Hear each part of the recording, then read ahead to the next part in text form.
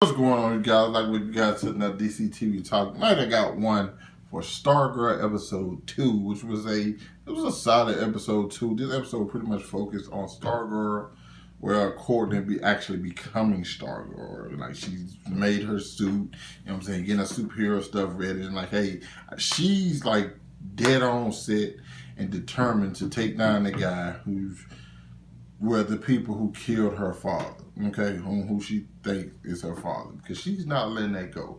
Me, I have a theory that Icicle is actually her biological father. Can't prove that, can't tell you why I even think that. I just like, hey, I just think that would be something cool, because it's like she's just gonna try to go up against the guy who killed the guy who first had on the suit and had the staff that she has now. That's just like me spitballing. I could be completely and totally wrong, but I think that'll be something nice. I do not think, but I just do not think Starman was her dad. I think it was definitely a villain, and he just left just because it's like, you know, it's better that way. Now, this episode is like she gets confronted by, well, her and Brainwave are kind of like looking for each other, and like she tells Pat about it. Pat tells her about the robot. He's no longer S.T.R.I.P.E no more. He's just S.T.R.I.P.E. You know what I'm saying? She gave him the acronyms and broke it down what S.T.R.I.P.E means. She did better than I would, but I think at the same time it's kind of like, you can tell like the acronym just kind of came up on the spot. Nonetheless, he doesn't want her to do what she's doing. He like, yo, it's a reason I'm here. I wanted to do this, but if I knew this whole situation was going down, I never would have brought your family here. Which I don't necessarily truly believe Pat on that. Granted, I do think Pat is a really good person. He's trying to do the best he can. But like, he's kind of like have mixed feelings. Like, yo, I know the cosmic staff chose you, but yet I would feel bad, just like you might not see me as a father, but I just feel bad in general if I let you go out here and possibly get killed. You know, it's not a good look. Also, but Courtney with this, like, I ain't gonna say hero complex, but just like kind of like want to do the right thing and kind of feel like she's here to like avenge her dad. She wants to she's kind of getting in over her head a little bit, okay? Because her first fight, she took a L. If it wasn't for it wasn't for Pat coming to save her, you know, telling what would happen, she probably would have died. Nonetheless, she ends up confronting Brainwave at the open house. He was already looking for her. He just looked like a supervillain, okay? If I saw him in the grocery store, I'd be like, man, that guy's up to no good. Like, you know what I'm saying? So when we get that situation with her and she's confronted and she immediately panics. And then when he catches her in the hallway and tells her, like, yo, bring me the cosmic staff, I'm gonna kill your mama. And she realized that I like how she was like, I'm kind of helpless against this guy. This guy kind of like get in your head and like cause real pain. And so she tells Pat, and Pat like, no, I'm going to face him. You ain't ready for it. I got this. One thing I like about Pat and this robot is the fact that, like, Pat is not like this super genius. He built it, you know, out of some old parts, and I'm pretty sure some of the parts he had were like came from the car, the supercar that he had, that, you know what I'm saying, he was rocking with Starman. So when we get in that whole situation, I thought the robot was actually going to be able to protect him from like Brainwave getting up in his head. That didn't happen at all. Pat took the air pretty quick. Stargirl just so happened to pull up, and like the way she kept him off balance. If you keep somebody with powers like that off balance, you know what I'm saying, you kind of get an advantage. Still end up losing. Like, if it wasn't for the teamwork, they both die in this situation.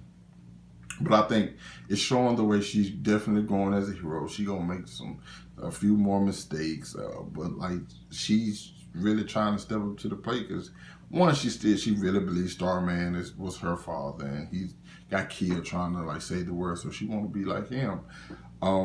Also, she kind of want to protect her mother in this whole situation, because if Pat would have died, And was it going to stop Brainwave from coming out? So like, hey, we have to solve this now.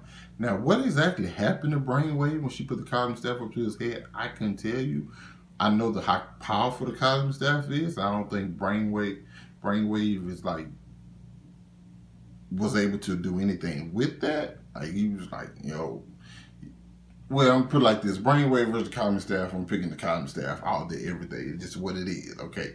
And so he's like had a seizure, and I don't know if he's gonna come. I wonder is he gonna come out with his powers or anything?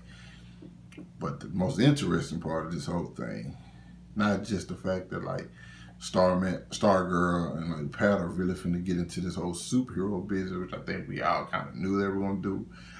But the fact that like the Injustice Society of America is getting back together, and we see Icicle in this lair, getting ready to call up the gang. He goes to visit. Listen, man, I'm a Batman fan through and through.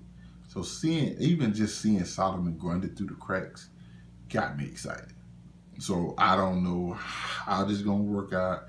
I don't know what exactly all of them are doing in that small town, because I definitely think the place that Barbara works at, America Land, the Great America, whatever's it called. Listen, man, just the name of it sounds bad. I know that sounds terrible, me saying that, but there's no way that place isn't up to some shady stuff.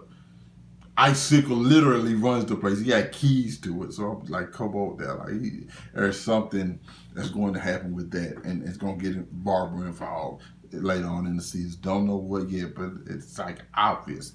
I'm gonna have to start watching this on the DC Universe app, because there are like certain cuts.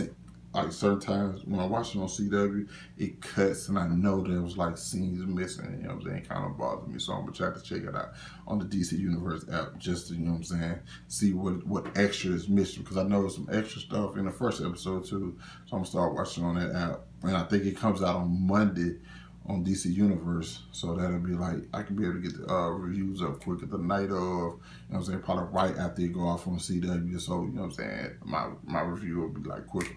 Like I said, solid episode 2.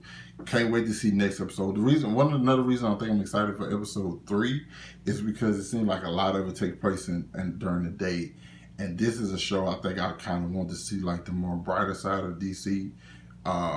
Considering the fact that like a lot of the Arrowverse stuff and a lot of the other shows we've seen, like maybe like Swamp Thing and like I said, the Arrowverse stuff, other than like Supergirl, a lot of those fights take place during the nighttime, and I want to see something brighter. I want like a Doom Patrol. Doom Patrol was as bright as it gets, so I want something more like that. So I think Stargirl is the perfect show for that. So seeing how the fight looks like it's going to go next week, I'm excited and can't wait to see exactly what all happens, especially when she gets confronted by Icicle.